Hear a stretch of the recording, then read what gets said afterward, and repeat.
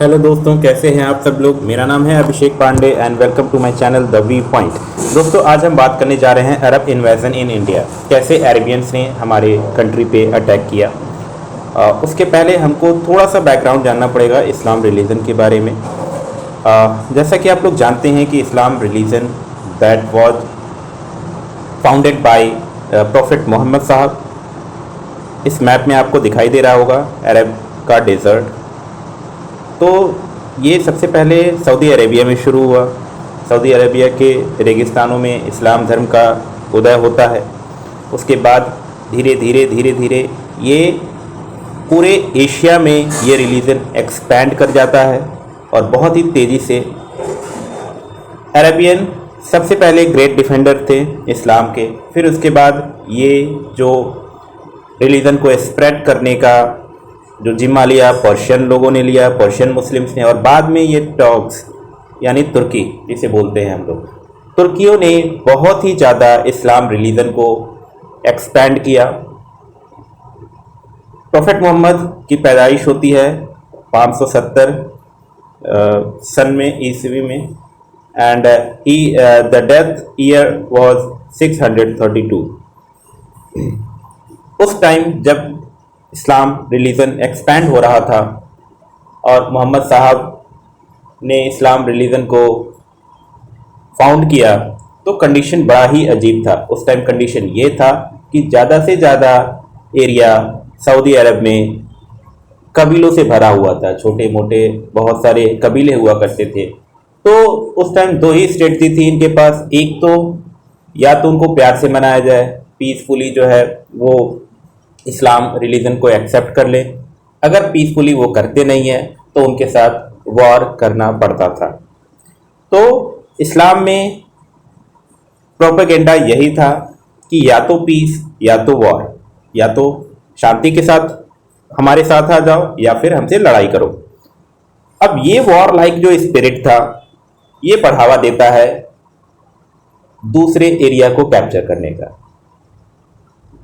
ये इस बात का भी बढ़ावा देता है कि ज़्यादा से ज़्यादा एरिया हम कैप्चर करें, ज़्यादा से ज़्यादा लोगों को कन्वर्ट करें इस्लाम में। और जब ज़्यादा एरिया हमारे पास होगा तो ज़्यादा वेल्थ भी होगा, ज़्यादा मैन पावर भी होगा, और धीरे धीरे हम लोग पूरे वर्ल्ड पे एक दिन कब्जा कर लेंगे। तो ये उनकी नीतियाँ थी कि हमको कॉन्क्वेस्ट करना है पूरे वर्ल्ड पे। और यही जो आइडियोलॉजी थी इस्लाम रिलीजन की, 100 सालों के अंदर ही अरेबियंस ने एक ही बहुत ही बड़ा एम्पायर इस्टेब्लिश किया, जो वेस्ट में अटलांटिक सी तक जाता था, ईस्ट में इंडस रिवर तक जाता था, नॉर्थ में कैस्पियन सी, और साउथ में नाइल रिवर तक जाता था। तो जैसा कि आप मैप में देख पा रहे हैं कलरफुल एरिया, तो वो पूरा का पूरा एरिया इस्लाम रीजन को डिनोट करता है। अब हम बात करेंगे कि आखिर क्या वजह थी कि अरेबियंस ने हमारे कंट्री पे अटैक किया। पहले तो वो नॉर्मली आते थे हमारे यहाँ ट्रेड करने, और पार्टिकुलरली वो आते थे south west coast of India, यानी मुंबई सूरत के आसपास, क्योंकि वो वही बहुत बड़ा ट्रेडिंग सेंटर हुआ करता था उस टाइम में। तो ट्रेडिंग के लिए आते थे।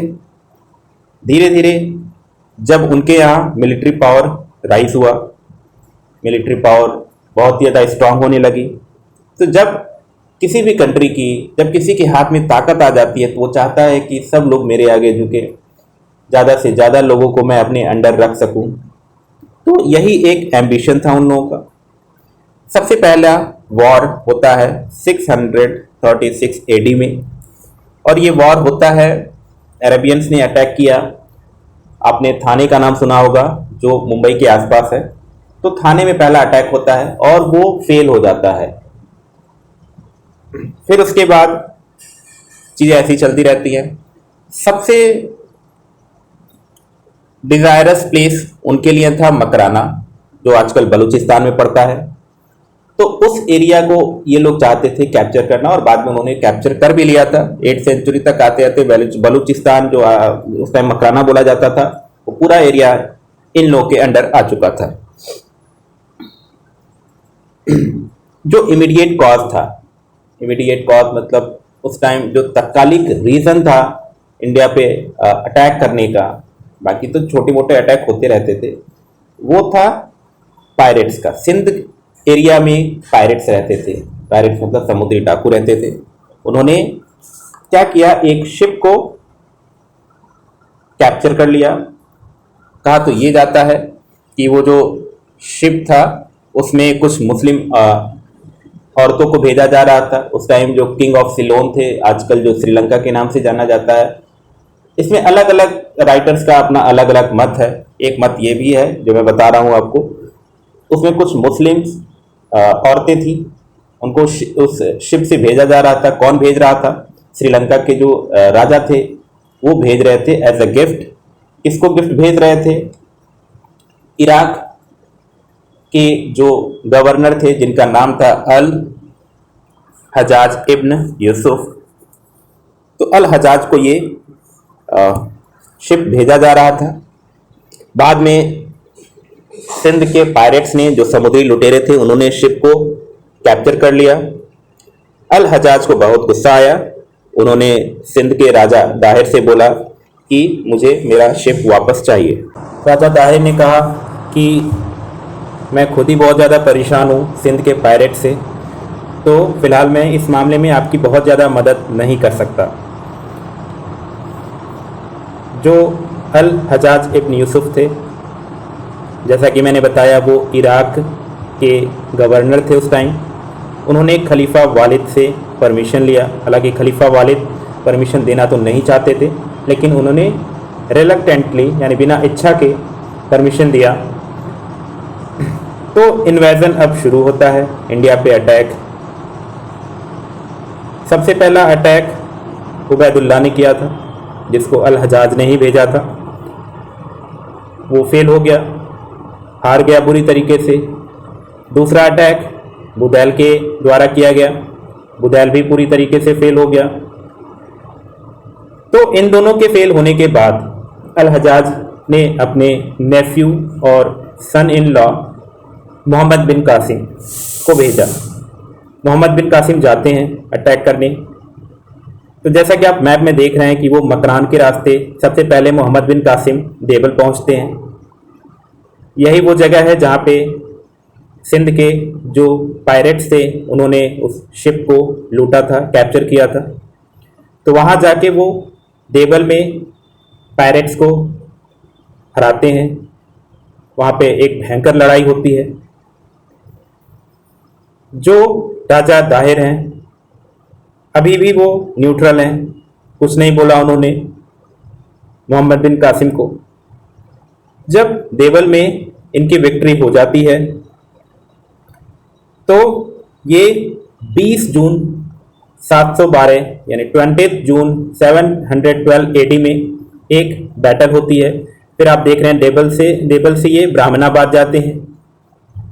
ब्राह्मणाबाद फोर्ट में राजा दाहिर रहते हैं और वहां पे लड़ाई होती है। राजा दाहिर बहुत ही वीरता से लड़ाई करते हैं, लेकिन ये तुरंत ही सिचुएशन चेंज हो जाती है। राजा दाहिर जीतने ही वाले होते हैं तभी उनका जो एलिफेंट हाथी वो घायल हो जाता है और वापस उन्हीं की सेना की तरफ दौड़ने लगता है। तो उनके जो सैनिक देखते हैं कि हाथी, जो राजा जी का हाथी है, वो हमारी तरफ आ रहा है, तो उनको लगता है कि हमारे राजा युद्ध में मारे गए हैं, लेकिन ऐसा होता नहीं है। राजा दाहिर जिंदा थे। फिर जाते हैं राजा दाहिर लड़ाई करने, लेकिन बाद में वो हार जाते हैं, पूरी तरीके से उनको हार मिलती है। मोहम्मद बिन कासिम राजा दाहिर को कैप्चर कर लेता है और उनका पूरा खजाना लूट लेता है। राजा दाहिर की कई सारी रानियां थीं, उनमें से एक रानी का नाम लादी था, जिससे मोहम्मद बिन कासिम ने शादी कर ली। और उनकी जो बेटियां थीं सूर्य देवी और परमल देवी, इनको कैप्चर करके मोहम्मद बिन कासिम ने सोचा कि इनको हम गिफ्ट करेंगे। अब यहाँ से ब्राह्मणाबाद जब ये विजय हो जाती है मोहम्मद बिन कासिम की, तो ये रोर की तरफ बढ़ते हैं, जहाँ पे राजा ताहिर की विधवा बीवी उस फोर्ट की रक्षा कर रही होती है।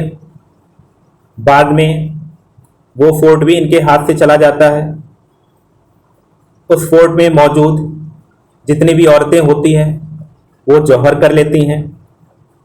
फिर बैटल ऑफ रोर के बाद मोहम्मद बिन कासिम मुल्तान की तरफ जाता है, और उस टाइम मुल्तान बहुत ही ज़्यादा रिच हुआ करता था। तो 713 में मुल्तान में एक लड़ाई होती है, लेकिन वहाँ पे धोखेबाजी से मोहम्मद बिन कासिम करता क्या है कि जो पूरे सिटी को वाटर सप्लाई जहाँ से जाती है उस वाटर सप्लाई को ये कट कर देता है। कुछ ही दिन में पूरी सिटी सरेंडर कर देती है, और वहाँ जाके मोहम्मद बिन कासिम वहाँ की सिटी को पूरी तरीके से तहस नहस कर देता है। और वहाँ इसको इतना ज़्यादा सोना मिलता है कि उसने इस सिटी का नाम द सिटी ऑफ गोल्ड भी रखा होता है। और मुल्तान ही उसकी लास्ट सिटी थी जिसको उसने जीता था। चचनामा के अकॉर्डिंग मोहम्मद बिन कासिम की जो मौत होती है वो बहुत ही ज़्यादा दुखद होती है। तो सूर्य देवी और परमल देवी जो राजा दाहिर की बेटियां हैं, खलीफा को भेजी जाती हैं एज अ गिफ्ट। वहाँ जाने के बाद सूर्य देवी और परमल देवी ने मोहम्मद बिन कासिम पे ये आरोप लगाया कि इन्होंने हमको आउटरेस किया, हमारे साथ बदतमीजी की, और हमको हरम में 3 दिनों तक रखा आपके यहाँ भेजने से पहले। इस बात को सुनते ही खलीफा को बहुत ज़्यादा गुस्सा आ जाता है, और खलीफा ऑर्डर करता है कि मोहम्मद बिन कासिम को मेरे सामने लाया जाए। जब मोहम्मद बिन कासिम उनके सामने जाता है तो उसको ऑर्डर दिया जाता है कि तुमको खुद से ही अपने आप को ऑक्स का जो स्किन होता है, यानी बैल का जो स्किन होता है, खुद से ही अपने आप को सिलना है। मोहम्मद बिन कासिम ऑर्डर को ओबे करता है और ख़ुद को सिल लेता है और मर भी जाता है। हालांकि बाद में पता ये चलता है खलीफा को कि जो राजा दाहिर की जो बेटियां थीं उन्होंने मुझसे झूठ बोला है, तो बाद में वो उनको भी मरवा देता है। लेकिन यहाँ पे कुछ कॉन्फ्लिक्ट है। मॉडर्न हिस्टोरियंस ये कहते हैं कि ऐसी कोई बात नहीं थी। मोहम्मद बिन कासिम को मारा गया तो द डेथ वॉज पॉलिटिकल। हुआ क्या था कि जो खलीफा वालिद थे, उसके बाद खलीफा वालिद के बाद खलीफा सुलेमान आए 715 AD में।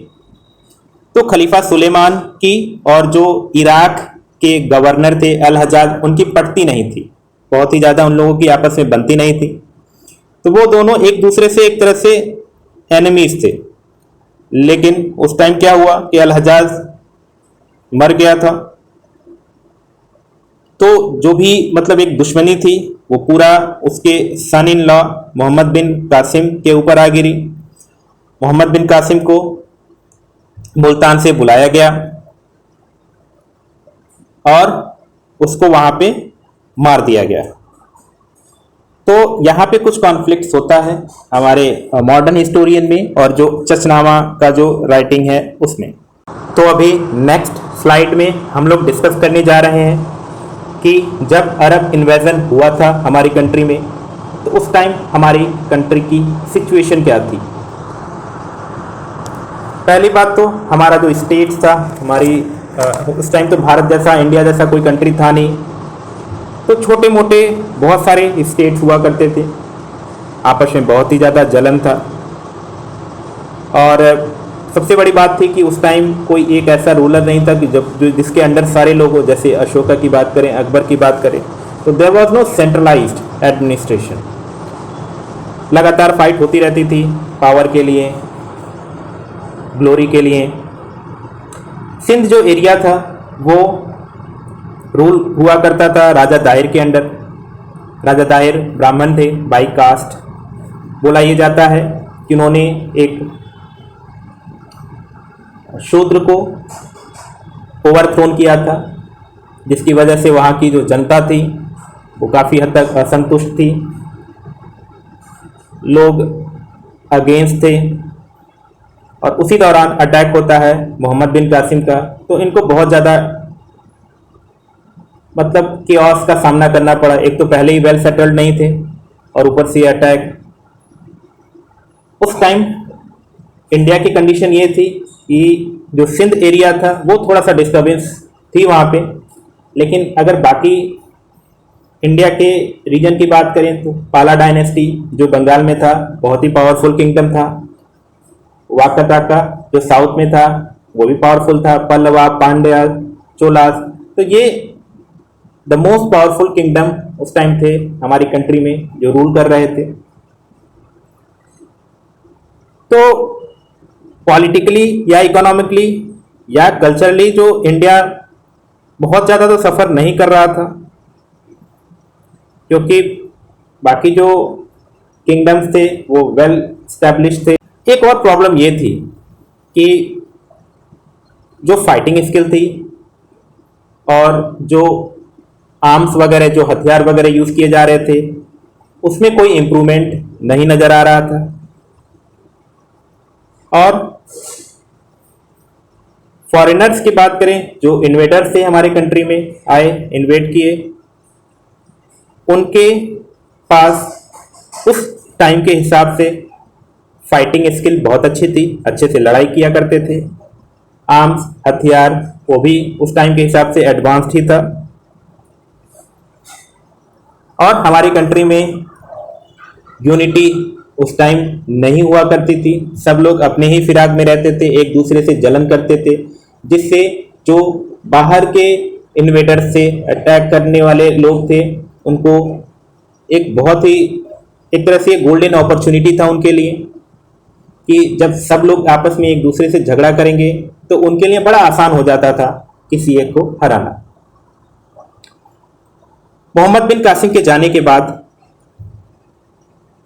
सिंध की क्या कंडीशन रही देखते हैं।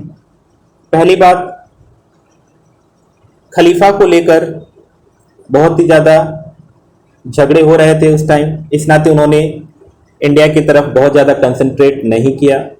दूसरा रीज़न ये था कि जो सिंध का एरिया था वो डेजर्ट में आता था, तो बहुत ज़्यादा उनको प्रॉफिटेबल नहीं लगा कि इधर कंसंट्रेट किया जाए।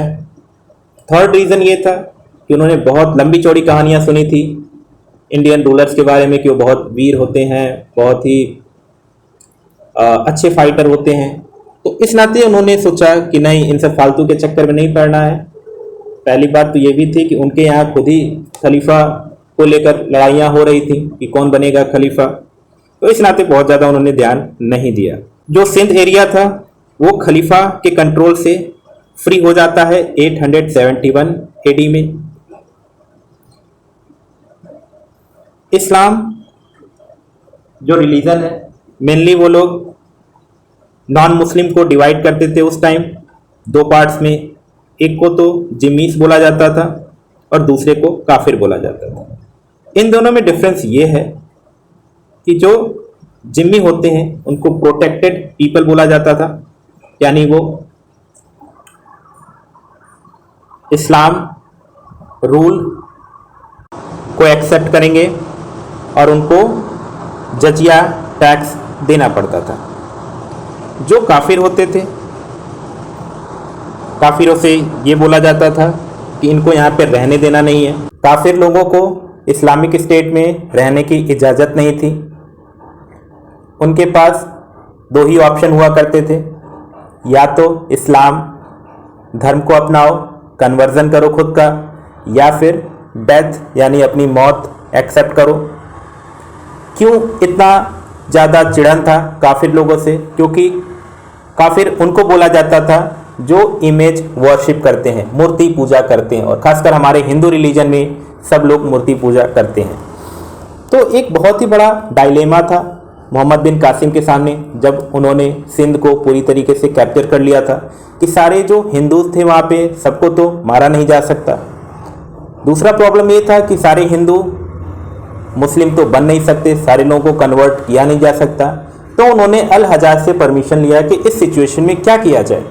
तो अल हजाज ने ये बोला कि आप उन लोगों को जिमीज बना सकते हो, उनसे जजिया टैक्स ले सकते हो।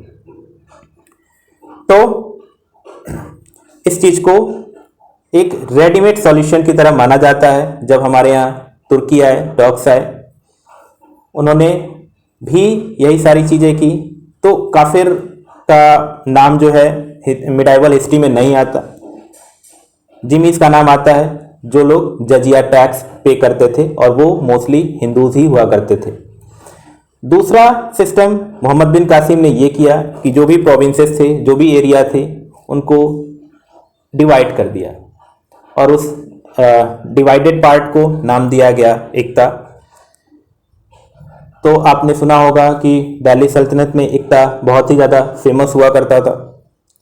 तो फिलहाल आज के लेक्चर में इतना ही, मिलते हैं नेक्स्ट लेक्चर में, तब तक के लिए गुड बाय।